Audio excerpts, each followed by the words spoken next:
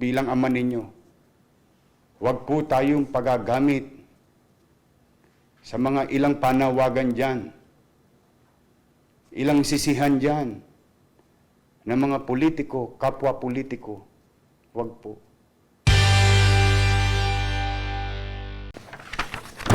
So mga kababayan, yan po ay isang mahalagang batas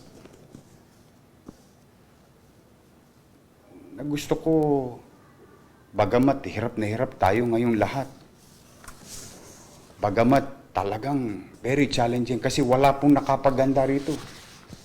Inuulit ko, matatayog na bansa, tiklop.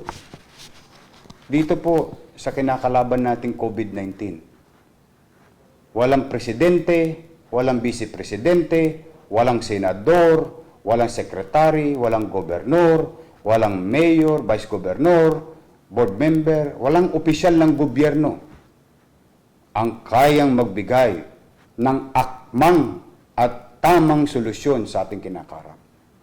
Yan ang katotohanan. Huwag na kayong lumayo. Kung hanapan nyo ng pagkukumpara, tingnan nyo ang mga matatayog na bansa. Tiklop. Tiklop sila. Tayo pa kaya? Kaya, imbis na ituro natin ang ating daliri sa mga tao na ilan sa pamahalaan, siguro maganda naman. Manalamin tayo. Tingnan natin ang ating mga sarili sa salamin. At tanungin natin ang ating sarili. Ano nga ba ang naging partisipasyon ko o pakikiisa ko na labanan ang kaaway ng lahat, ang COVID-19? Kaya po, mga kababayan, uulitin ko sa inyo, we are human being. We are not animals. May malawak tayong karanasan, kaalaman sa kinakaharap natin. After all these things, we will continue to live as human being with, again, compassion, love, and care. Dahil yun ang itinuro sa atin ng ating mga magulang. At yun, lagi ang pinapaalala sa atin ng Diyos. Ang mahalin mo ang kapwa mo higit at tulad ng pagmamahal mo sa akin.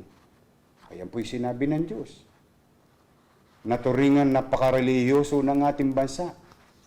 Bakit ginagamit lang natin ang pagiging relihiyoso natin sa oras ng kagaangan? Ngayon natin ipakita na patuloy tayo nananalig sa Diyos. At tayo'y mag-uugali at mag-aasal tao, hindi hayop. Ayoko pong sirain ng iba ang lipunan o mamamayan o pamilya ng ating lungsod marahil sa mga personal lang nilang interes. Hindi po. May mga panawagan pa, mga kababayan. Ipinagpapaalala ko na sa inyo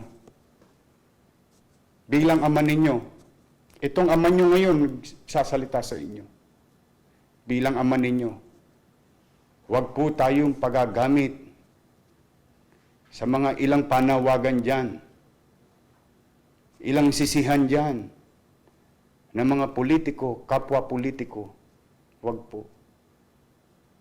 Walang maitutulong sa inyo ang mga politika ng politiko laban sa COVID-19. Ang kalaban, COVID-19. Ang mananalo lang sa mga away ng politiko ay kapwa politiko. Palitan man natin ang liderato, wala pa rin makapagbibigay ng takda at tamang solusyon sa ating kinakaharap. Maghunos dili po tayo. Paulit-ulit ko pong sinasabi. Si COVID-19. Ako po bilang ama ng lungsod ng Maynila at Kapitolyo ng bansa. Sa maliit kong kaparaanan, magamit ko man lamang ito. ako'y nananawagan sa mga liderato sa national government, oposisyon, administrasyon, lalo na sa mga hindi nagkakaunawaan. Pwede ho ba? Pwede bang makisuyo sa mga kapwa ko politiko? Pwede ba? 90 days lang. Pahinga muna tayo. 90 days lang. Pahinga muna tayo ng politika. Pwede ba makisuyo yung pagkakainis natin sa isa't isa bilang politiko? Pwede ba 90 days lang? Ibuhos natin lahat ng resources natin. Administrasyon, oposisyon, may kiling sa kaliwa, may kiling sa kanan. Pwede ho ba? Bilang ama ng lungsod ng Maynila na bahagi ng ating bansa. Ako po, nagsusumaamo sa inyo, mga senador, congressman, lahat kaming mga politiko. Nagsusumaamo ako sa inyo. Huwag kayong maghanap na ng butas. Hindi bawat salita ng kasalukuyang leader ay binibigyan natin ng halaga o ibang kahulugan. Hinihikayat ko kayo, total magagaling kayo. I-donate nyo lahat ng sweldo ninyo. Lahat ng kakayanan ninyo, ngayon nyo ipakita sa tulong sa tao. Walang magaling dito. Walang mahusay sa laban na ito. Paulit-ulit kong sinasabi, wag na kayong lumayo sa pagkukumpara. Matatayog na ba sa tiklop? Himbis na nag-araw-araw na babalita sa telebisyon, sa radyo, sa mga social media, kanya-kanyang bayad tayo ng mga kung sino-sino para yung inyong mga political interest isulong ninyo. Pwede ba akong makisuyo bilang ama ng lungsod ng Maynila na kapitolyo ng bansa? Pwede ba kayong makinig muna? Alam ko wala ako sa poder na pagsabihan kayo.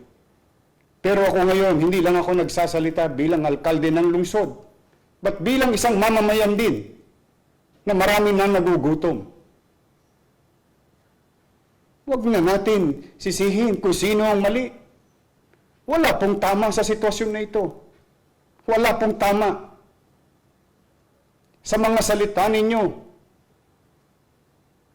Nagbabago ang ugali ng tao dahil hindi natin natatanggal sa kanilang pangamba. Hindi natin sila napapapanatag. Dala ng mga salitaan yung politikal. Away dito, away doon. Sino ba ang kaaway natin? Sino ang gusto natin bigyan ng solusyon? Kaya ako, mga senador, 24 lang kayo. Mga sekretaryo, mga politikong katulad ko. Ngayon tayo. Ngayon nyo pakita. Ngayon natin ipakita. Ipakita ninyo ang pagmamahal nyo sa Pilipino. Kami, mga taga Maynila, Pilipino rin. Ngayon nyo ipakita. Marami nagdadarahop. Nagdarahop sila ngayon.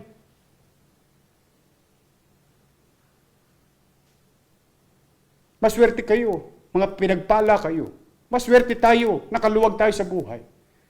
Paano yung naghihikahos bago pa mangyari ang krisis na ito? At lalong naghihikahos sa kasalukuyang krisis na ito. Hindi tayo magkakaunawaan sa salitaan. Hindi tayo magkakaunawaan sa mga political ideologies. Dahil magkakalaban tayo sa politika. Pero kaya tayo naglalaban-laban sa politika upang mamuno sa kaniya-kaniya nating nasasakupan.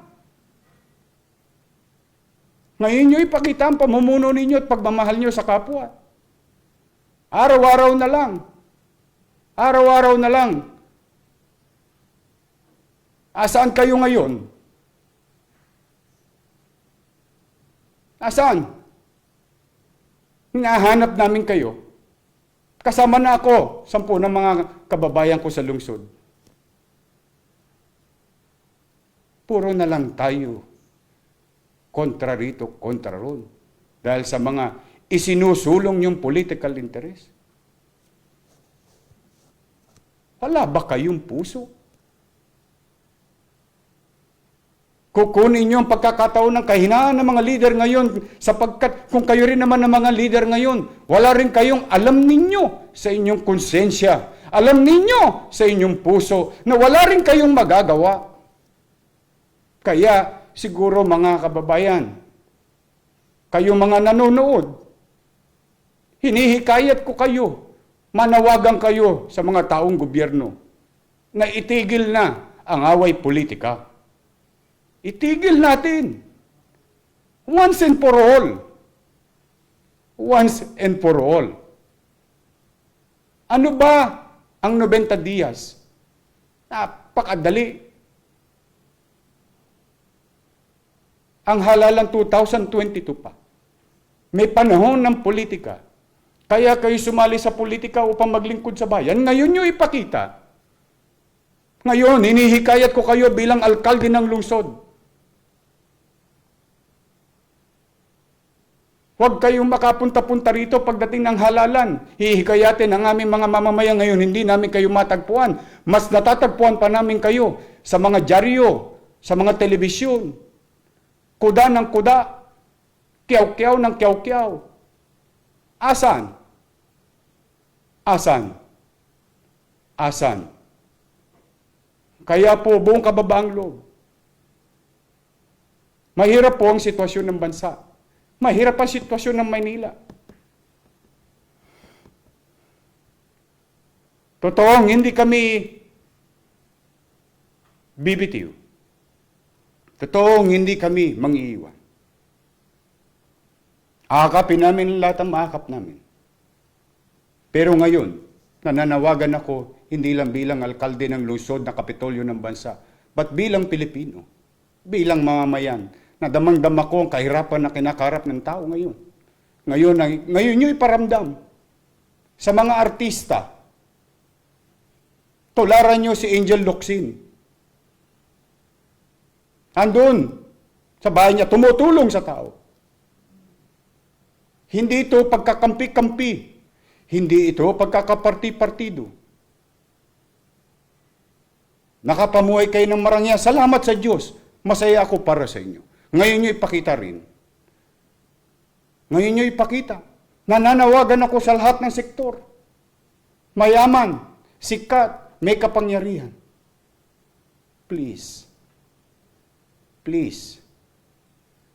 focus ourselves. Focus on our fight. Ang kalaban natin, COVID-19. Ang kalaban natin, walang pinupuntiriyang katatayuan ng tao sa lipunan. Magmuni-muni kayo. Umupo kayo sa isang tabi. Huwag natin usisain ng usisain ang mga plano ng pamahalaan. Hindi ito panahon ng pag-uusisa. Hindi ito panahon ng pagkukuda. Ito ang panahon sa mga halal ng bayan na maglingkod ng tapat. Sa panahon ng pangangailangan, hindi sa panahon lang ng kasiganahan. Hinihintay tayo ng tao.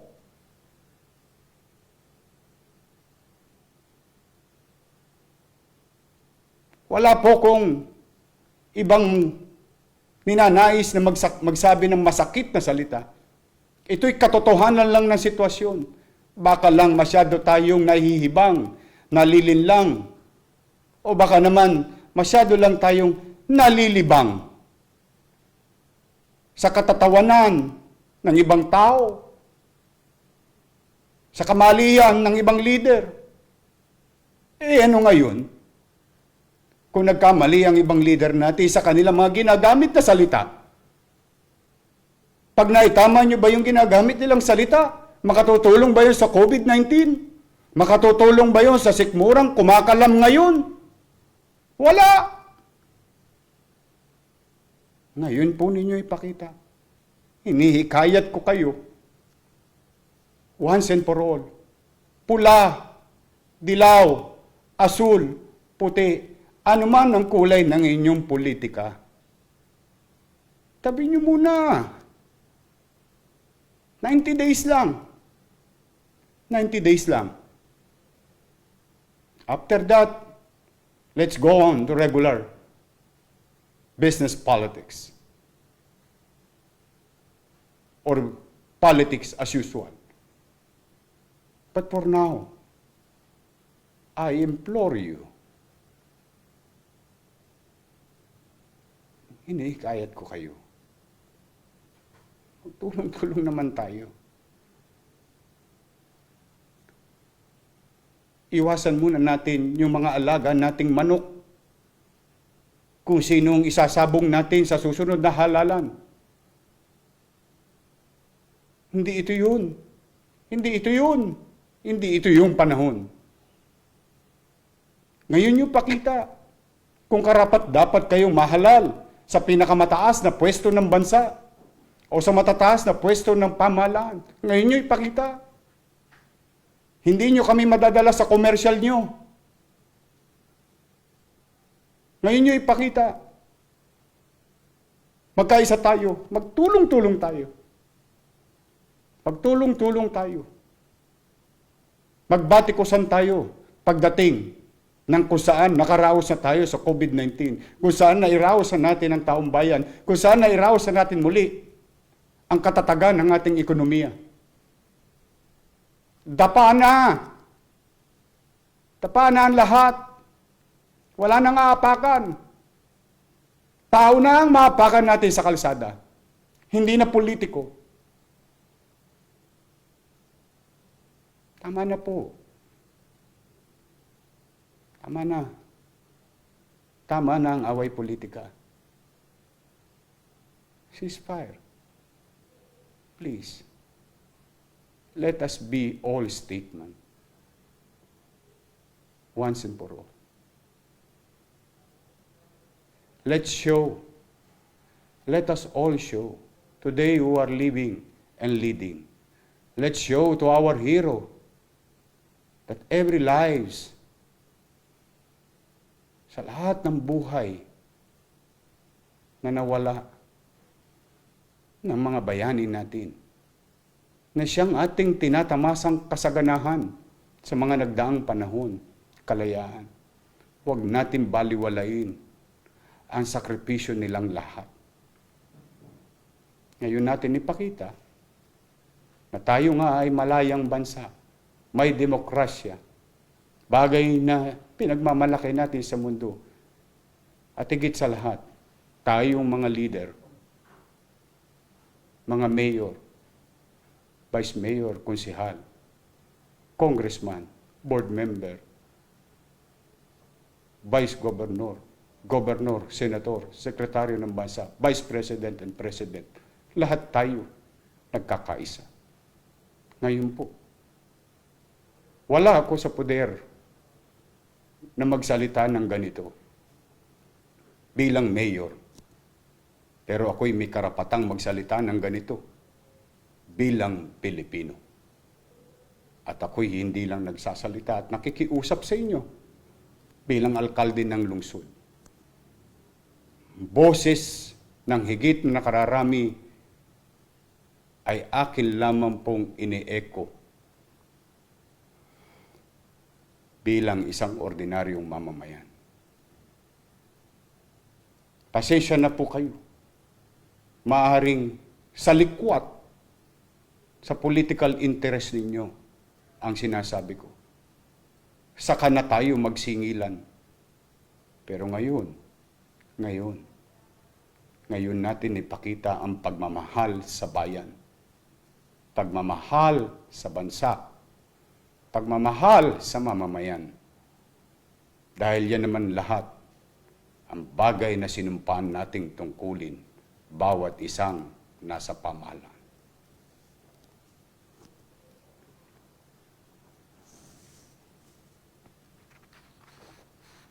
Kung ako man may nasaktang damdamin ng mga politiko, pagpaumanin ninyo. Masakit mapakinggan ang katotohanan. Pero wala akong ibang masamang intensyon. Ang intensyon ko lang, we must act in unison in our action. Sa puso, isipan, o salita, at gawa. Pilipino tayo.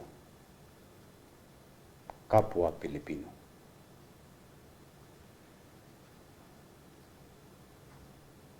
At ipanalangin ko kayo ngayong gabi.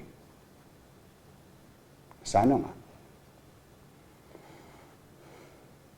bigyan kayo ng Panginoon Diyos ng linaw ng kaisipan at buksan ang inyong mga puso at na magkaroon ng espasyo diyan na maibalik sa inyo ang pagmamalasakit sa ating kapwa.